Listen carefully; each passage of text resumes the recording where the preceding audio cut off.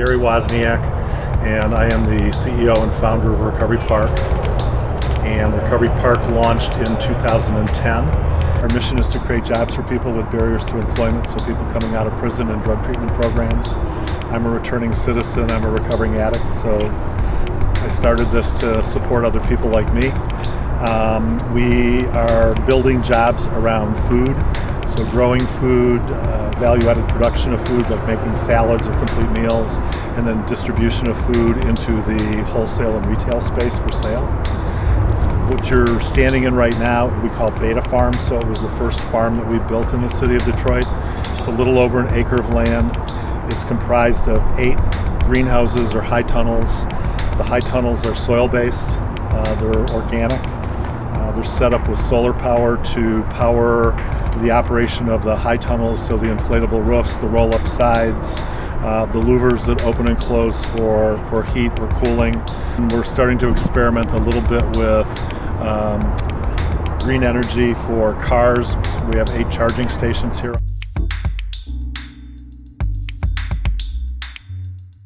We call it the Shane Ferry neighborhood.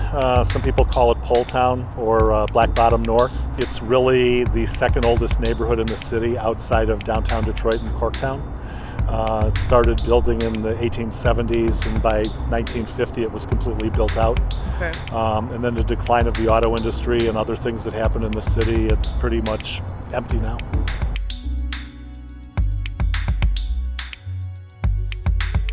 One of the things that we decided to do when we approached the city to do Recovery Park is we wanted to do something that was different with the land. So as we were repurposing the land, we wanted to make sure that we, A, cleaned it up, 2, that we put it into use for something that was necessary today in creating the jobs, and 3, that if we ever had to leave this footprint, that we would leave this footprint better than we found it.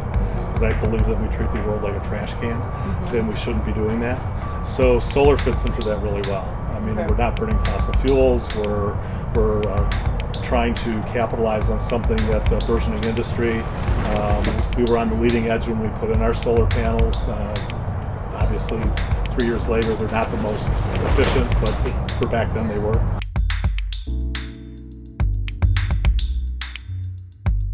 So this is a high tunnel. It's roughly 5,000 square feet. It's a soil-based building. It's built out of structural steel and plastic. It has an inflatable roof that's powered by solar panels.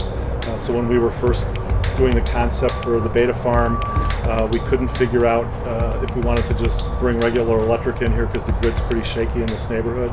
So we decided that solar panels would be a better alternative because it's a little more consistent power for us.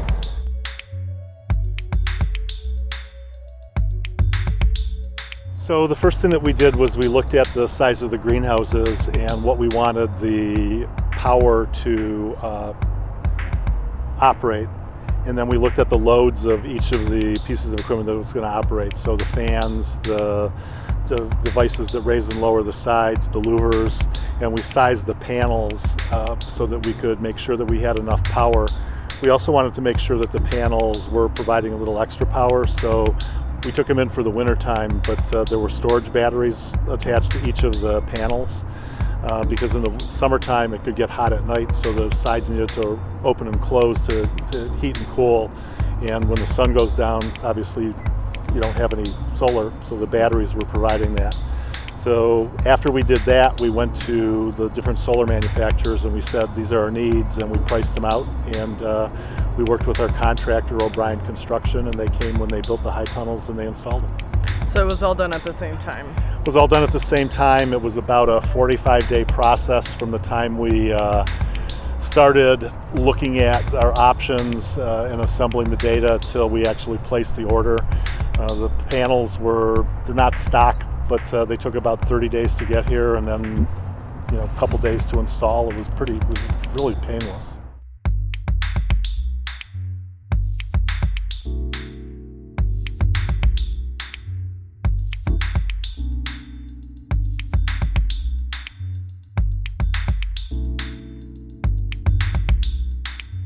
You can pay in installments if you want to. Some companies will actually finance based on the cost savings. Right. So they'll keep a percentage of the cost savings for a number of years. That's one way to do it. I think that if you can raise the money, $20,000 isn't that much money. So if you can raise the money and just get it paid off, and it can be philanthropic, that's even better. Yeah. So you don't have to pay it back, and you can just start generating the cost savings right away.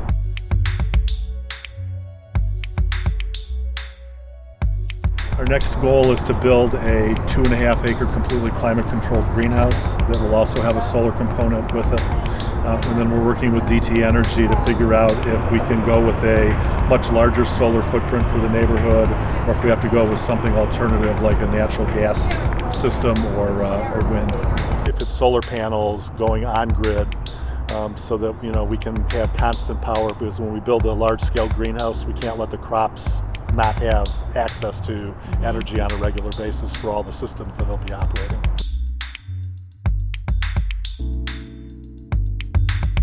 It's made things a little bit easier because when we first came out here, the electric grid's pretty erratic.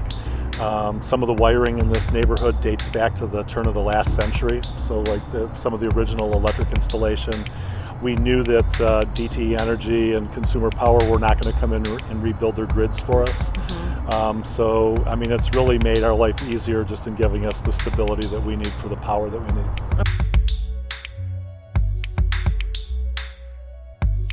I think that it's important that we transition to alternative energy and alternative grids, microgrids maybe for neighborhoods, because the cost of just putting in the infrastructure alone to rewire this neighborhood and put in all new pipes for gas and other types of things it's cost prohibitive.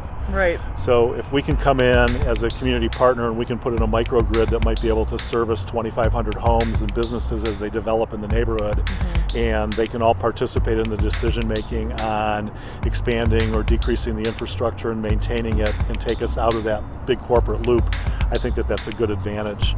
I also think that pioneering the newer types of technology and every few years upgrading if possible, so that we're always on the leading edge, so that people can come here and they can see it and learn as a demonstration from our nonprofit side.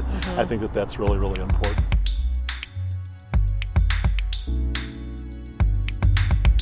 Understand what your power needs are and put it on paper. Just don't make a guesstimate or an estimate, and then probably increase that by 30% so you have some capacity for the future.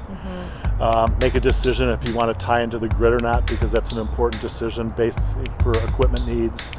And then make sure that you have some sort of backup, particularly if you're doing something like growing plants or a daycare or something, so that if the solar panels go down and you still need the energy, that you've either got a storage battery backup or that you're tied into a natural gas generator or something, so that you always have that 24/7 power need.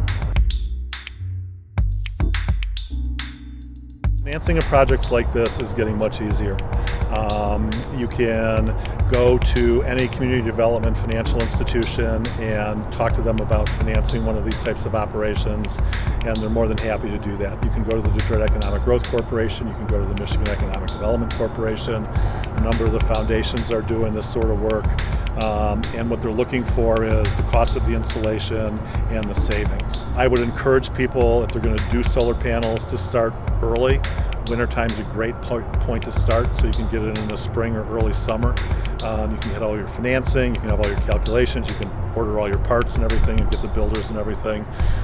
It's not as daunting as everybody thinks that it is. It's just a matter of making the decision to do it.